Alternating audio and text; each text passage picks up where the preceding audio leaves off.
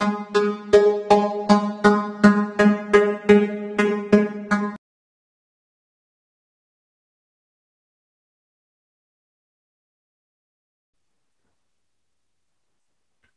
noite, pessoal. Tudo bem com vocês? Eu espero que sim. Sejam bem-vindos a mais uma aula de Geografia.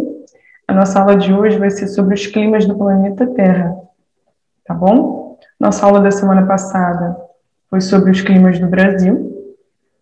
E hoje nós vamos encerrar essa parte de clima, falando sobre os climas do planeta Terra. Ok? Eu coloquei aqui uma imagem das zonas para vocês poderem ver. Zona temperada, zona tropical, zona polar ou glacial, tá? Aqui nós vamos usar, gente, a classificação feita por Wilhelm Cooper. Não sei nem se eu pronunciei corretamente, mas é a classificação de climas mais aceita, tá bom? Então nós vamos usá-la.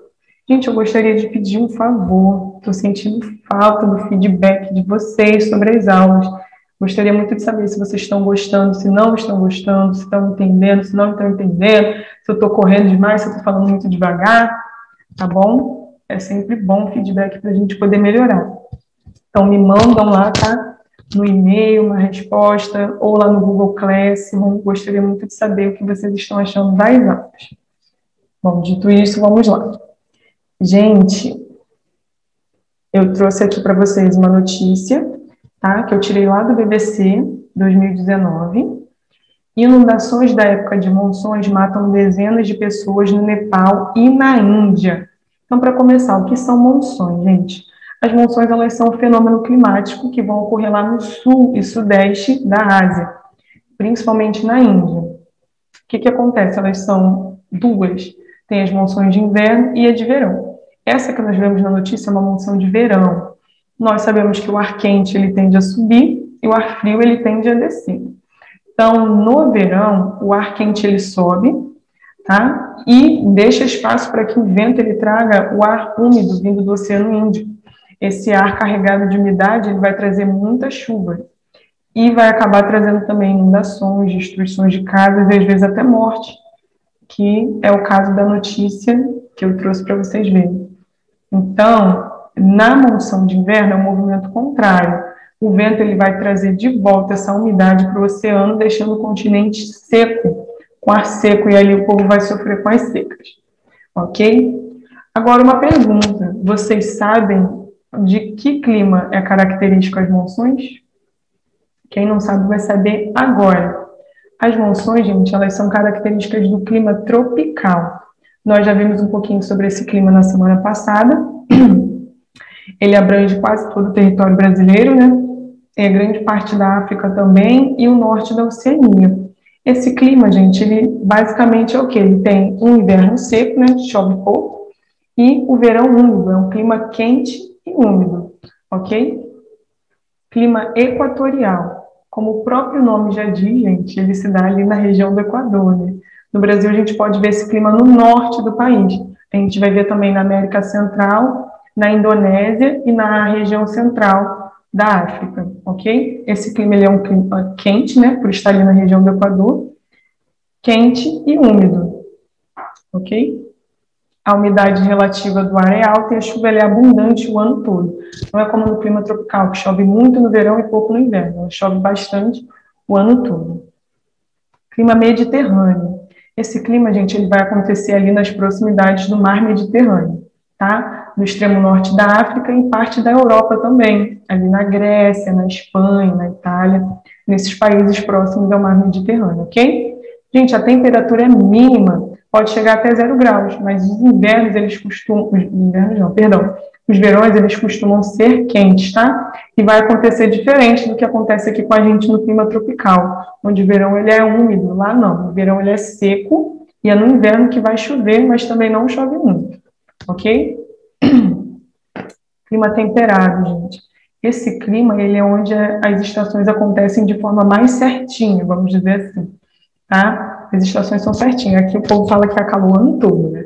Lá não. Tem o frio mesmo no inverno, o verão ele costuma ser quente, e ali a primavera e o outono vão ser um tanto a menos, tá? Esse clima ele vai ocorrer na América do Norte, na Europa e no leste da Ásia, tá bom? São zonas de média latitude, gente. Lembra que a gente viu que quanto mais próximo à linha do Equador, mais quente é, e vai ser uma região de baixa latitude? Aqui o clima temperado ele vai ocorrer numa zona de média latitude. Então ele não é nem muito frio, né? Não é aquele frio extremo, mas também não é quente, tá bom? As chuvas elas vão ser bem distribuídas durante o ano e a amplitude térmica ela é baixa. O que é amplitude térmica, lembrando? É a diferença entre a maior e a menor temperatura, ok? Clima subtropical. Gente, esse clima, ele é um clima de transição, a gente pode dizer assim, tá? Entre o tropical e o temperado e os outros climas mais frios. Ele vai ser um clima de transição. Aqui no Brasil, a gente vai conseguir ver esse clima no sul do estado de São Paulo e na região sul. Qual é a característica desse clima? O inverno ele é frio e o verão ele é quente. As chuvas elas também vão ser bem distribuídas, tá bom? E as latitudes também são médias. Vamos lá, gente. Como eu disse, no Brasil a gente vê na região sul, tá? No estado de São Paulo e em outros países, como os Estados Unidos, a gente vê na região leste dos Estados Unidos, lá onde fica a Flórida. A gente sabe que tem muitos brasileiros que moram lá por ter um clima parecido, mais ou menos parecido com o do Brasil, tá bom? Esse é o clima subtropical. Clima desértico. Esse clima, gente, ele vai ocorrer no Saara, né, na África, no centro da Austrália, que é um deserto famosíssimo, que dá nome até a um restaurante que nós temos aqui, no norte do México e no sul dos Estados Unidos, tá, gente? O índice pluviométrico ele vai ser muito baixo, gente. Que é isso, né? Chuva, vai chover pouco, vai ser inferior a 250 milímetros por ano, ou seja, por ano vai chover até menos que 250 litros por metros quadrados, ok? A umidade do ar é baixa e a amplitude térmica ela é elevada. Por que, gente, a amplitude térmica ela é elevada? Porque nós vimos, né, que o continente ele aquece e esfria muito mais rápido que o oceano. Então, de dia vai ter ali uma incidência solar que vai fazer com que aquele lugar onde tem um deserto ele aqueça muito. E de noite, como não está próximo do mar, né, ele vai esfriar também muito rápido, porque o mar ele ajuda a equilibrar, ele demora a aquecer e também demora a esfriar. Como não está perto do mar, então vai esfriar muito rápido, chegando até temperaturas negativas, quanto de dia chega às vezes até mais de 40 graus. Então, por isso a amplitude térmica ela é elevada, tá? Clima semiárido. Esse clima também pode ser visto aqui no Brasil, nós vimos na última aula, né? Ali na região do polígono das secas, no sertão nordestino. A gente consegue ver também no oeste das montanhas centrais, nos Estados Unidos, ali na Ásia Central, onde tem o Cazaquistão, a Mongólia, no interior da China, tá bom? E ele é parecido, né? Mais ou menos com o clima desértico, porque também vai ter um índice pluviométrico baixo e as chuvas, elas são pouca, né? Como eu disse, e a seca, ela pode se prolongar por muito tempo. As chuvas você não tem como prever, como eu disse na aula passada, né? Pode demorar 2 meses, 6 meses, às vezes até 2 anos para chover. Então, esse é o clima semiárido. Frio da montanha. Como o próprio nome já diz, né? Esse clima ele vai se dar nas montanhas, gente. Pode ser visto nos Andes, aqui na América do Sul, nos Alpes, que é na Europa, no Himalaia, na Ásia e nas montanhas rochosas. Esse clima, gente, é um clima frio, né, como o próprio nome diz. Ele vai diminuir 6 graus a cada 1.000 metros. E em 2.000 metros de altitude, a neve ela vai ser constante, não vai parar de nevar. A quantidade de precipitação vai variar. Se tiver numa área tropical, né, pode chover até 2.000 milímetros. Se não, vai chover menos. Ok? Clima frio. Esse frio ele vai se dar lá no norte do Canadá, né? E também no norte da Rússia. No inverno, gente, ele vai ser bastante rigoroso, com mínima de menos 15 graus, e o verão ele vai ser brando e curto, com máxima de 10 graus, tá? A precipitação é escassa também, com menos de 300 milímetros de chuva por ano. O que acontece, gente? Por que lugares frios geralmente vai precipitar pouco, né? Chuva, questão de chuva, porque a precipitação não é só chuva, pode ser neve também. Mas por que vai chover pouco? Porque para chover é preciso que haja evaporação, né? E para que a água evapore é preciso que esteja calor, que as temperaturas sejam altas. Então, num lugar desse, onde é frio, onde a máxima chega a 10 graus, quase não vai haver evaporação e, por isso, quase não vai chover. Bom? E, por último, o clima polar ou glacial também. Se vocês virem glacial, estamos falando do clima polar. Ele é um clima que tem as menores temperaturas do planeta. As mínimas, elas podem chegam geralmente a menos 30 graus, mas já foram registradas ainda menores temperaturas que essa, tá, gente? Já se falou até em menos 80 graus, imagina uma coisa dessa. E a máxima no verão vai ser de 4 graus, tá? Aqui o povo reclama muito do calor, né? Eu não reclamo do calor, gente. Eu sei que o povo prefere clima fresquinho, mas eu não tenho resistência nenhuma ao frio. Bate um ventinho, eu já estou toda arrepiada. Imagine morar num lugar desse, onde a máxima no verão é 4 graus. Difícil, hein? Mas tem pessoas nesses lugares. Está presente no extremo norte do Canadá e também da Rússia, tá, gente? No Alasca também. E em parte da Península Escandinava, que é ali onde vai ter a Suécia, a Finlândia, a Noruega, tá bom? E na Antártica. A umidade do ar é alta, entre 70% e 80%, e a precipitação é bastante reduzida por conta daquilo que nós acabamos de falar, né? Sobre evaporação, baixa evaporação. Então, vai chover pouco. E vamos às resoluções de questões. Antes de a gente começar, gente, eu queria falar uma coisa importante para vocês. Independentemente dos vestibulares que vocês forem prestar, vocês não precisam saber a matéria toda, não precisam saber a questão toda. Claro, é muito importante a gente estudar, né? E a gente quer estar preparada para todas as questões, mas muitas vezes a gente não vai saber. E aí o que acontece? Se chegar uma questão que você não sabe, você não precisa se desesperar. Não, pode ficar tranquilo, você pode ir eliminando.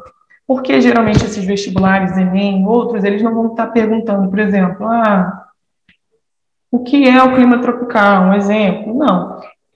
As questões elas vão ser afirmativas, vai ter lá uma afirmação, e aí as questões vão ser referentes àquilo, para você dizer sim, dizer que não, dizer as características, mas vai ser sempre uma afirmação. Então, muitas vezes no próprio enunciado, você já vai ter dicas para responder a questão. E quando isso também não acontecer, que geralmente acontece, você faz por eliminação. Se você tem certeza que não é aquela, você já elimina, para ir ficando mais fácil e você vai ter mais chance de acertar, tá bom? Então, dito isto, vamos lá. Os invernos e os verões, no hemisfério norte, costumam ser, em média, mais intensos do que no sul. Sobre esse fenômeno, não se pode afirmar, não, tem que estar bastante atento, gente, ao enunciado. Outra coisa, às vezes podem ter até duas questões, não é o caso aqui, né? Duas alternativas, no caso, que dizem praticamente a mesma coisa. E aí, uma palavrinha só que é diferente pode alterar tudo, pode alterar o sentido, então tem que estar bem atento, gente. Não é só questão de saber muito ou não saber nada, é questão de ter atenção, é questão do nervosismo, porque às vezes a gente até sabe, mas o nervoso faz a gente esquecer. Então, quando vocês forem prestar vestibular, lembre-se, mantenha calma, tentem lembrar de tudo que vocês estudaram, e se por acaso vocês não souberem, prestem bastante atenção no enunciado e vão eliminando as que vocês têm certeza que não é, ok? Então, vamos lá. Dito isto, os invernos e os verões no hemisfério norte costumam ser, em média, mais intensos do que no sul. Sobre esse fenômeno, não se pode afirmar que as amplitudes térmicas são maiores no hemisfério norte, porque a concentração de terras nesse hemisfério se acentua. B, as amplitudes térmicas são mais baixas no hemisfério sul, em função da predominância de oceanos, condicionando maior retenção de energia pela água. C, as amplitudes térmicas são iguais sobre os oceanos e continentes. D, as amplitudes térmicas não são derivadas diretamente da exposição à insolação. Essa aqui já está até eliminada, né, gente? Letra C é a correta. Por quê, gente? Aqui tem vezes que vocês vão precisar fazer aquilo, né? A questão da eliminação que eu acabei de falar. Mas aqui a gente consegue saber que essa está errada. Por quê? As amplitudes térmicas são iguais sobre os oceanos e os continentes.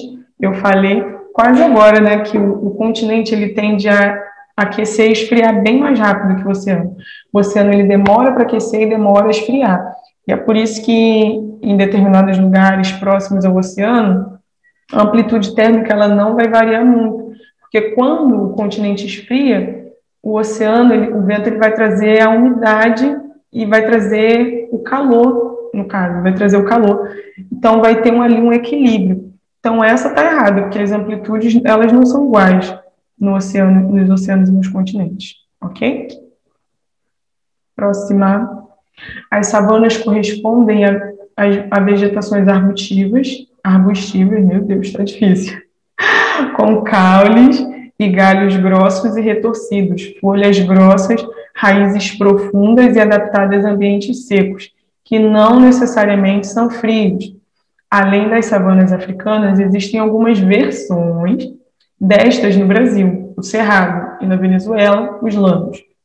Então, vamos lá. O tipo climático onde é mais comum a presença das savanas e suas variações é... No início, né, do slide, eu coloquei lá a imagem das zonas. E ali a gente pode ver que grande parte, né, do Brasil e da África está dentro da área tropical, né, do clima tropical. Então, gente, onde vai ocorrer, né, onde tende a ocorrer a presença de savanas é no clima tropical, tá bom? E por último, olha que imagem linda, gente, linda, linda, linda. Imagem frio. A imagem acima retrata a paisagem de um ambiente típico do clima frio de montanha, que possui como uma de suas características o ambiente seco, com maior parte da umidade mantida em estado de fusão, B, a relação inversa entre altitude e temperatura, com precipitações pluviais e nivais, C, o elevado índice de precipitação que ultrapassa 1.500 milímetros em alguns meses do ano, D, a elevada amplitude térmica com máxima de 20 graus Celsius e mínima de menos 20 graus Celsius, e a localização quase sempre em áreas equatoriais, favoráveis às grandes altitudes. Então, gente, aqui a resposta correta seria a letra B, né? Nós aprendemos na aula passada que alguns fatores, eles vão colaborar, vamos dizer assim, para a existência de determinados climas, né? E um desses fatores é a altitude. Nós aprendemos que quanto maior a altitude, né, quanto mais alto nós vamos estar, menor a temperatura. Então, a letra B é a correta. Relação inversa entre altitude e temperatura, com precipitações pluviais e nivais. Ou seja, vai chover, né?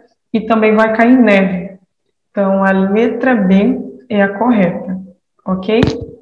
Então, gente, muito obrigada pela participação, pela presença de vocês na aula. Espero que vocês estejam gostando e conseguindo entender. Não esqueçam, por favor, de mandar o feedback para mim, tá bom? Um beijão e até a próxima aula.